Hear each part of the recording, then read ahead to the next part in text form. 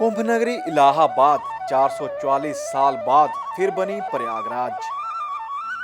क्या आप जानते हैं कि मत्स्य पुराण रामायण में वर्णित कुंभ नगरी गंगा, यमुना और सरस्वती के संगम के नाम से विख्यात इलाहाबाद को प्रयागराज का नाम ही क्यों प्रदान किया गया?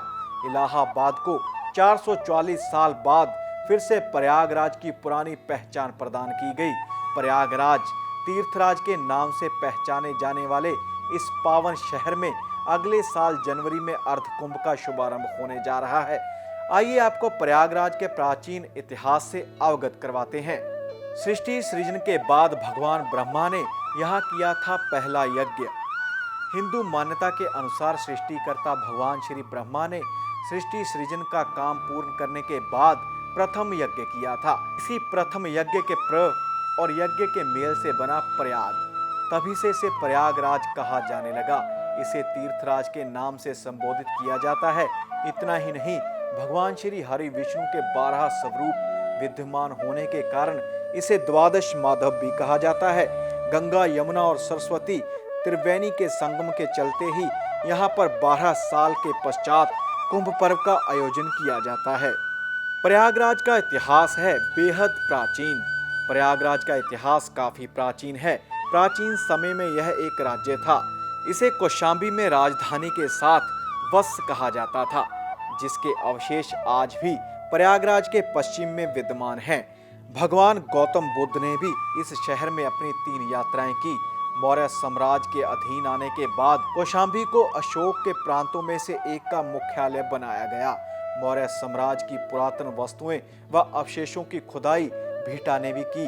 मौर्य साम्राज्य की पुरातन वस्तुएं व अवशेषों की खुदाई भीटा में की गई। मौर्य के पश्चात शुंगों ने प्रयागराज पर शासन किया। प्रयागराज में पाई गई शंगुकालीन कलात्मक वस्तुएं शुंग शासन को प्रमाणित करती हैं। शुंग के पश्चात कुषाण, कनिष्क की एक मोहर और एक अद्वितीय मूर्ति लेखन कौशांबी में मिलती है। कौशांबी, भीटा व जूंसी में गुप्त काल की वस्तुएं मिली। अशोक स्तंभ पर समुद्रगुप्त की प्रशंसा में पंक्तियां खुदी हुई हैं। यात्री ह्वेनसांग ने 7वीं शताब्दी में प्रयागराज की यात्रा के दौरान प्रयागराज को मूर्ति पूजन करने वालों का एक प्रमुख शहर कहा।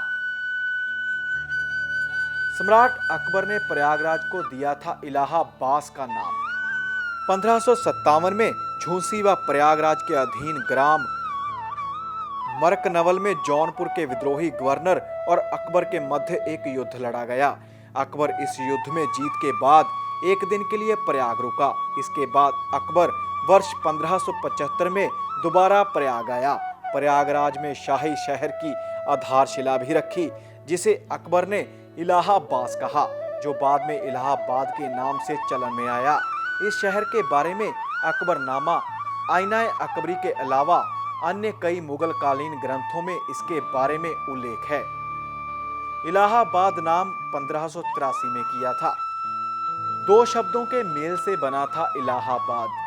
सम्राट अकबर ने प्रयागराज के नाम के अनुसार ही शहर को इलाहाबाद का नाम दिया।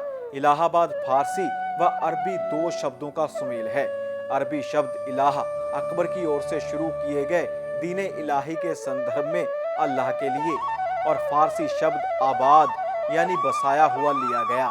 इलाहाबाद का पूर्ण अर्थ ईश्वर का शहर है।